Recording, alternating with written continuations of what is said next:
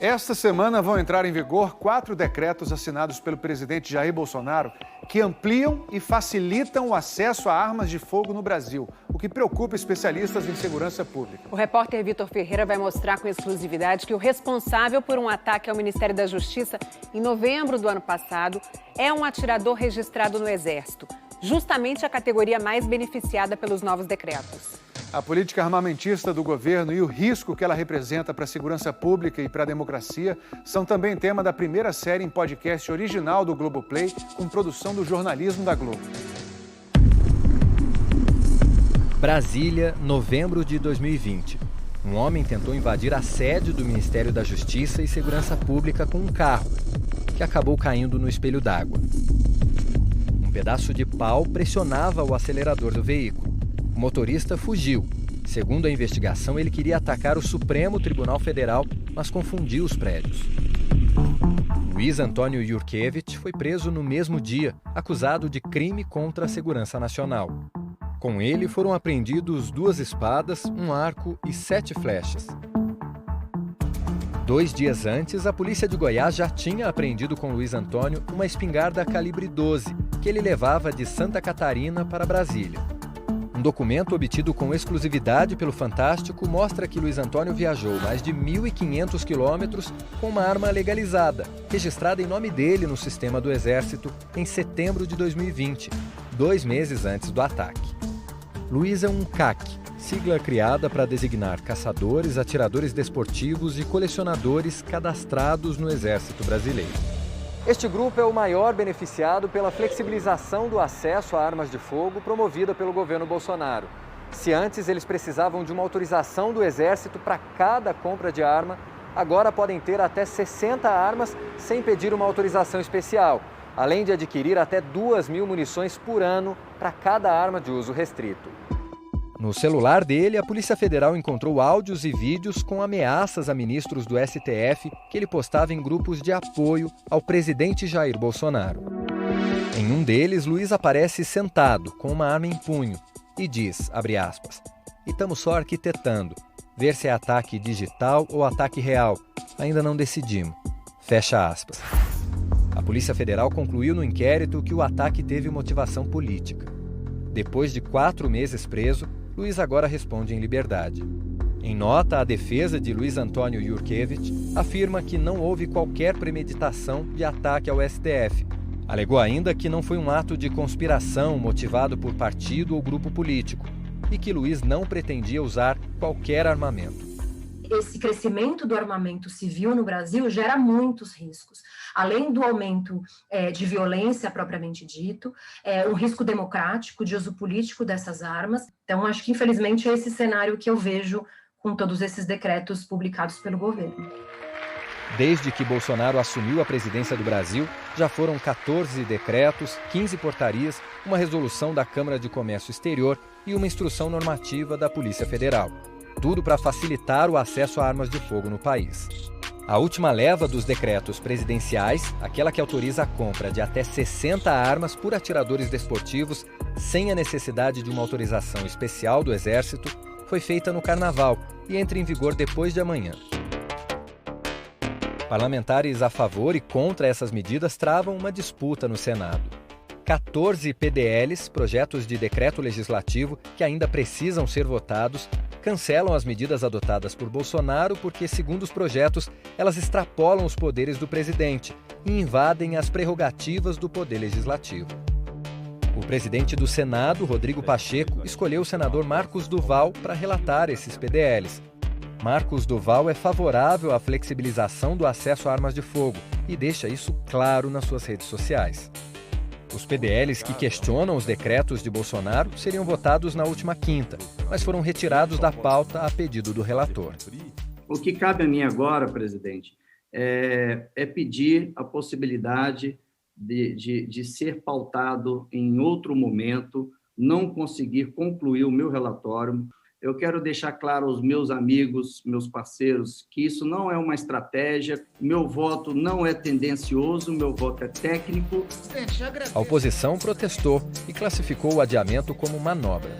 Nesse momento, a omissão do Senado acarretará armar as pessoas. no momento dos mais tensos da história nacional. Se nós não deliberarmos sobre esse decreto de armas, nós podemos ter um outro problema depois do dia 12, com as pessoas se armando em um ambiente de conflito. Com os PDLs que revogam os decretos de Bolsonaro parados no Senado, os partidos PSB e Rede acionaram o STF contra as medidas. O Palácio do Planalto não quis se manifestar. O presidente do Senado falou sobre o adiamento da votação. O objetivo é dar essa estabilidade jurídica sobre se há um excesso ou não no decreto presidencial. É muito importante que haja um amadurecimento legislativo da melhor forma possível. E o projeto retornou para a pauta de quinta-feira da próxima semana no Senado Federal. A gente hoje tem um país muito mais armado. Nos 2 primeiros anos do governo Bolsonaro, 542.314 armas de fogo foram registradas. Esta voz é da repórter Sônia Bride. Ela estreia hoje A Mão Armada, a primeira série em podcast original do Globoplay, produzida pelo jornalismo da Globo. Será que é uma boa ideia, em termos de segurança pública, aumentar o número de armas em circulação? Ou será que existem outros interesses por trás desse projeto de armar a população brasileira? Eu quero todo mundo armado, que o povo armado jamais será escravizado. Quais são os impactos que essa liberação de mais armas e armas mais letais pode ter na segurança pública? Que impacto isso pode ter na democracia? Foram esses questionamentos de segurança pública e de segurança institucional, no sentido de preservação da democracia, que levaram a gente a fazer esse projeto. Você não atenderia um chamado do presidente para pegar em armas para defender o mandato dele se ele se sentir ameaçado? Em meio à crise, o valor de mercado da maior fabricante de armas do país, a Taurus, disparou. De 300 milhões para mais de 2 bilhões em 1 ano e meio. Numa narrativa cheia de suspense, a série, dirigida por Christine Kist e produzida por James Alberti, revisita casos emblemáticos ligados ao uso de armas de fogo. Uma adolescente de 14 anos disparou uma arma e matou uma amiga também de 14 anos. Assaltantes aterrorizaram Criciúma, em Santa Catarina, na madrugada de hoje. Nós fomos atrás dos detalhes desses crimes para tentar entender as motivações e as consequências de afrouxar o acesso às armas de fogo. E mostrar que o que o presidente assina ou manda assinar pode resultar em morte. 2 assassinos mataram 8 pessoas, feriram mais 11 e se mataram hoje de manhã em Suzano, São Paulo. Como que aqueles 2 assassinos conseguiram arma? Qual é a arma que eles tinham? Um revólver. Mas qual era a arma que eles queriam ter? Uma pistola. Mas se um criminoso está disposto a matar e morrer, que diferença faz se ele está armado com uma pistola ou um revólver? E a gente faz, inclusive, no estande de tiro, uma comparação entre um revólver e uma pistola. O poder de fogo e a letalidade dessas armas nas mãos de criminosos. À medida que você vai atirando com a pistola, as cápsulas já vão sendo ejetadas. Com isso, você dá muito mais tiros no mesmo tempo, comparado com o revólver. Sim. Todo domingo tem episódio novo disponível de graça no Globoplay e também no G1 e na Deezer. O primeiro já está lá, é só acessar por esse QR Code aqui no canto da tela. Para esse primeiro episódio, eu fui até a favela de Acari para contar a história do assalto ao então deputado Jair Bolsonaro, lá em 1995. Marginais rendem Bolsonaro e levam motocicleta e arma. Mesmo armado, me senti indefeso, comentou o parlamentar. Essa frase, mesmo armado, me senti indefeso, é a síntese disso que os especialistas chamam de efeito surpresa. Quem está armado na rua, se é abordado por bandidos, não consegue reagir. Na grande maioria dos casos, é claro que tem algumas exceções. E o pior é que, além de os bandidos roubarem a pessoa, acabam levando a arma, então aumenta o arsenal do crime. Piracaia, interior de São Paulo. 7 homens roubaram esta agência bancária. A 100 quilômetros dali, uma discussão entre desconhecidos terminou em tiro. Nesta rodovia, o transporte ilegal de 3 fuzis foi descoberto pela polícia. Mas de onde vem tanta arma? O Fantástico percorreu o caminho das armas que conectam esses crimes. São fuzis e pistolas que, nas mãos dos criminosos, levam terror por onde passam. Aqui em Piracaia, a 100 quilômetros de São Paulo, essa agência bancária foi atacada em plena luz do dia. Uma cidade pequena, onde a calma impera. De repente vem tiroteio, não sei o quê, invasão de uma agência bancária, é terrível, né? Aí teve tiroteio, teve helicóptero, então um negócio que foi osso, né? O assalto aconteceu em novembro de 2017. No meio do armamento apreendido estava este fuzil, segundo a PM, com a numeração intacta. Um estudo feito pelo Instituto Sou da Paz para o Fantástico cruzou os números de série das armas apreendidas nesses crimes com boletins de ocorrência de armas roubadas e concluiu que as armas furtadas de um colecionador estavam nas mãos de criminosos.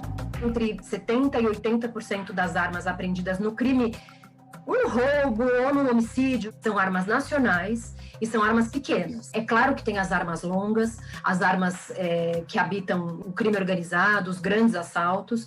Essas armas, muitas delas podem ter vindo pelas fronteiras. A gente aumentou o risco delas circularem aqui, uma vez que a gente possibilitou que elas sejam vendidas com mais facilidade. É muito importante a gente fazer esse rastreamento e controlar a entrada das armas legais, porque elas, sim, abastecem o crime no nosso país. O fuzil da marca Norinco, usado no roubo em Piracaia, foi fabricado na China. Segundo o Exército Brasileiro, ele foi registrado em 2005 em nome de um colecionador cadastrado no sistema do próprio Exército e autorizado a colecionar armas. Em fevereiro de 2017, esse mesmo colecionador fez um boletim de ocorrência, comunicando o furto de 43 armas, incluindo o fuzil. E 8 meses depois, esse fuzil foi apreendido no assalto em Piracaia. Eu vou conversar agora com o colecionador, dono dessas 43 armas. Por uma questão de segurança, a gente não vai dizer o nome dele, não vai dizer nem o bairro onde esse roubo aconteceu. Eu sou colecionador há quase 30 anos. Eu participava de competição de tiro, tudo era esportista. E eu tinha uma sala forte, sala cofre, com cofres devidamente fechados, com sistema de segurança com câmera. A sala cofre fica no subsolo de uma casa de alto padrão em São Paulo. O armazenamento rigoroso é exigido pela legislação e, no caso dos chamados CACs, é fiscalizado pelo Exército. Segundo o colecionador, entre dezembro de 2016 e janeiro de 2017, a sala cofre foi invadida, mas nenhum rastro da invasão foi deixado para trás. Eu fui viajar e quando eu voltei, eu fui na minha sala cofre, ela tinha sido furtada. A polícia investigou, foi procurar a pressão digital e não achou nenhum indício do furto. Também estou falando que abriram minha sala cofre e fecharam, né? Levaram tudo ou ficou coisa para trás? Levaram, acho que uma parte do que eu tinha, outra parte não levaram. O que aconteceu com essas armas entre o dia do furto e o momento em que foram apreendidas pela polícia sendo usadas por criminosos, ninguém sabe. Nesse caso do furto das 43 armas da casa de um colecionador... A princípio, pela quantidade, a gente poderia sim imaginar isso como sendo um furto voltado enfim, a construção de um arsenal que possa vir a ser de alguma forma emprestado, alugado em ações criminosas de terceiros. Uma outra arma furtada do colecionador foi encontrada na rodovia Castelo Branco. Um caminhão que vinha de Umuarama, no Paraná, foi abordado pela polícia na praça de pedágio de Itatinga, a 220 quilômetros de São Paulo. Na carroceria, armas de guerra, municiadas, prontas para uso, que seriam levadas para Campinas. Segundo a investigação, o caminhoneiro transportava as armas usadas numa tentativa de roubo a banco no Paraná. Foram apreendidos 2 fuzis, uma carabina e 350 munições. A carabina, um fuzil de cano mais curto, é da marca Colt. Foi fabricada nos Estados Unidos e registrada no sistema do Exército em 2007, em nome do colecionador de São Paulo. Das 43 armas furtadas do cofre, a polícia apreendeu ainda uma outra pistola, uma Glock, modelo austríaco. Comprada em 2006, essa arma foi usada durante uma discussão entre 2 homens nesta praça, em São Bernardo do Campo, Grande São Paulo. A vítima levou 3 tiros. 43 armas, que ganharam rumos diferentes no mundo do crime. Não sou responsável pela criminalidade, não sou responsável pelo uso de arma por bandido. Nunca me senti, não vou me sentir responsável por isso. O senhor, quando aconteceu, se desanimou de colecionar ou continuou? Desanimei, assim, é demais. Mesmo com parte das armas dele encontrada, a polícia não descobriu quem era o proprietário da pistola e dos fuzis. No caso da pistola Glock, a justiça determinou a destruição da arma, sem saber que ela tinha um dono. Já a carabina foi doada, também por determinação da justiça, para a Polícia Civil de Botucatu, interior de São Paulo. Em nota, o Tribunal de Justiça de São Paulo informou que determinou a destruição de uma arma e a doação de outra, porque a investigação policial não identificou o dono das armas. Essa questão de onde veio a arma é uma questão que raramente é feita. São poucas as ações policiais, as investigações policiais, que de alguma forma despendem tempo e energia em buscar, em rastrear a origem da arma. A Polícia Civil de São Paulo afirmou em nota que os crimes mostrados na reportagem foram registrados antes do boletim de ocorrência sobre o roubo das armas do colecionador, mas não explicou por que não investigou se as armas tinham um dono.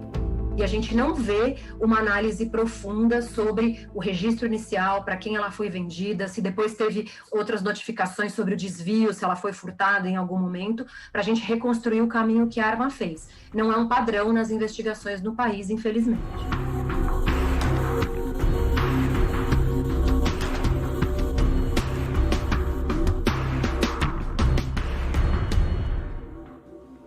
E no podcast Isso é Fantástico, que também já está no ar, o repórter Vitor Ferreira conta para o Murilo Salviano os detalhes da história do empresário que teve as armas roubadas. Tem também uma conversa com a repórter Sônia Bride e com a editora Cristine Kist, que estão à frente do podcast A Mão Armada.